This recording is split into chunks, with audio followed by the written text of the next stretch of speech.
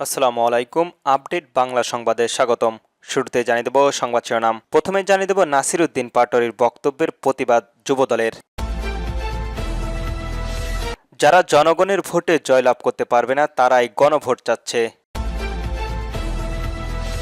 আরও জানিয়ে দেব চলমান রাজনৈতিক পরিস্থিতি নিয়ে দুপুরের ব্রিফিং করবে এনসিপি। সর্বশেষ জানিয়ে দেব গাইবান্ধায় গণপিটুনিতে ৩ জনের মৃত্যু। শুনছিলেন সংবাদ শিরোনাম, এবার বিস্তারিত।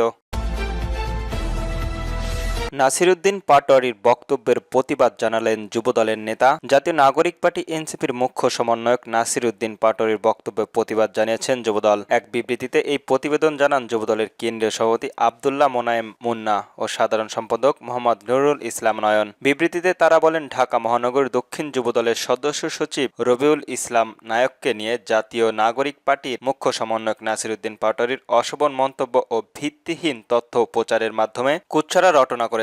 নাসিরউদ্দিন পাটোয়ারি অতীতে দেশের সম্মানিত নাগরিক ও প্রজ্ঞা রাজনৈতিক নেতাদের বিরুদ্ধে দায়িত্বহীন ও শিষ্টাচার বহির্ভূত বক্তব্য করেছেন, যা রাজনৈতিক সৌহার্দ্য ও সম্ভাব্য স্থানের পরিপন্থী। আমরা এই ধরনের আচরণকে দেশের রাজনৈতিক পরিবেশের উত্তপ্ত করে অসৎ প্রচেষ্টা হিসেবে দেখি। যুবদলের দলের সহ দপ্তর সাধারণ সম্পাদক মিনহাজুল ইসলাম ভূঁইয়া ওই বিবৃতিতে আরো বলা হয়, জুলাই পরবর্তী সময়ে দেশের রাজনৈতিক অঙ্গনের পারস্পরিক শ্রদ্ধা, শিষ্টাচার ও সহনশীল অত্যন্ত প্রয়োজনীয়। প্রমাণবিহীন ও মিথ্যা তথ্যের ভিত্তিতে কোনো রাজনৈতিক ব্যক্তিত্বকে অপমান করার চেষ্টা গ্রহণযোগ্য ও অনাকাঙ্ক্ষিত। দেশের একজন সচেতন রাজনৈতিক কর্মী হিসাবে ভবিষ্যতে নাসিরউদ্দিন পাটোয়ারির বক্তব্য প্রদানের ক্ষেত্রে আরো দায়িত্বশীল হতে হবে বলে আমরা প্রত্যাশা করি। যারা জনগণের ভোটে জয়লাভ করতে পারবে না তারাই গণভোট চাচ্ছে। বাংলাদেশের গণভোটের সময় এখনো আসেনি উল্লেখ করে বাংলাদেশের জাতীয়বাদী যুবদলের কেন্দ্রীয় কমিটির সাবেক শ্রমিক বিষয়ক সম্পাদক ও সাবেক ডাকসু সদস্য রশিদ আহমেদ হোসাইন বলেছেন, যারা জনগণের ভোটে নির্বাচিত হতে পারবেন না তারাই নির্বাচনের ধারা ভিন্ন খাতে প্রবাহিত করতে গণভোটের কথা বলছে।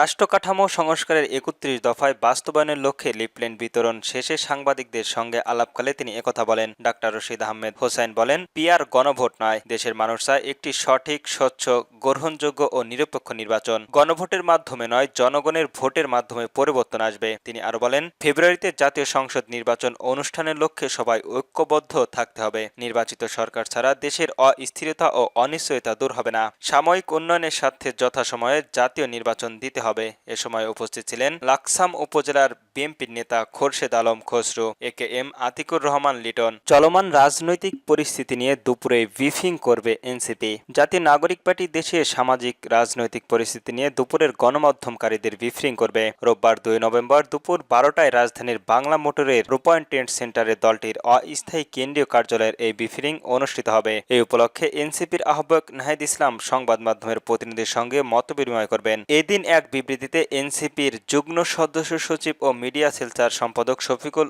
আলম এ তথ্য নিশ্চিত করেন। ভোলায় বাংলাদেশের জাতীয় পার্টি নেতাকর্মীদের উপর বিএনপি নেতাকর্মীদের বিরুদ্ধে হামলা ও দলীয় কার্যালয়ের অভিযোগের এনে তীব্র নিন্দা ও প্রতিবাদ জানিয়েছেন বিজিবি চেয়ারম্যান ব্যারিস্টার আদাদুল রহমান পাত্র।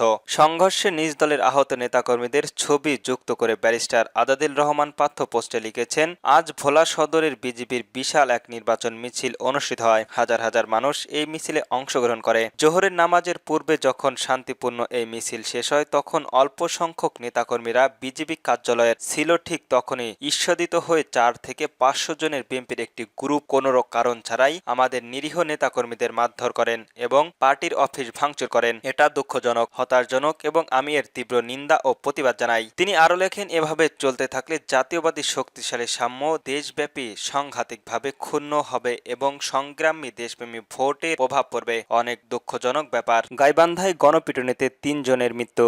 গাইবান্ধায় গোবিন্দপুর উপজেলায় গরু চুরির অভিযোগে গণপিটুনিতে ৩ জনের মৃত্যু হয়েছে। শনিবার ২ নভেম্বর দিবাগত রাতের উপজেলার গ্রামে এ ঘটনা ঘটে। নিহতদের মধ্যে ২ জন ঘটনাস্থলে এবং অপরজন হাসপাতালে চিকিৎসাধীন অবস্থায় মারা যান। স্থানীয়রা জানান, শনিবার দিবাগত রাতে প্রায় ২:৩০টার দিকে ওই গ্রামের এক ব্যক্তির গোয়াল ঘরে ঢুকে একটি সংবদ্ধ দল। এক পর্যায়ে গরুগুলো পিকআপে তোলার সময় টের পায় স্থানীয়রা। ওই সময় তাদের ধাওয়া করলে পালাতে গিয়ে প্রথম পাশের জঙ্গল এবং পরে পুকুর পুকুরে লাফ দেয় তারা। এক পর্যায়ে তাদের ধরে মারধর করা হয়। এতে ঘটনাস্থলে 2 জন মারা যান। পরে আহত অপরজনকে গোবিন্দপুর উপজেলায় স্বাস্থ্য কমপ্লেক্সে নিয়ে যাওয়া হয়। সেখানে চিকিৎসাধীন অবস্থায় তিনি মারা যান। এদিকে ঘটনার খবর পেয়ে police super Nishat Angel, Gobindapur থানার ওসি বুবুল ইসলাম ও স্থানীয় ইউপি চেয়ারম্যান ঘটনাস্থলে পরিদর্শন করেন। বিষয়টি নিশ্চিত করেছেন গোবিন্দপুর থানার ভারপ্রাপ্ত কর্মকর্তা ওসি বুলবুল ইসলাম। জানান, নিহতদের মরদেহ থানায় রাখা হয়েছে।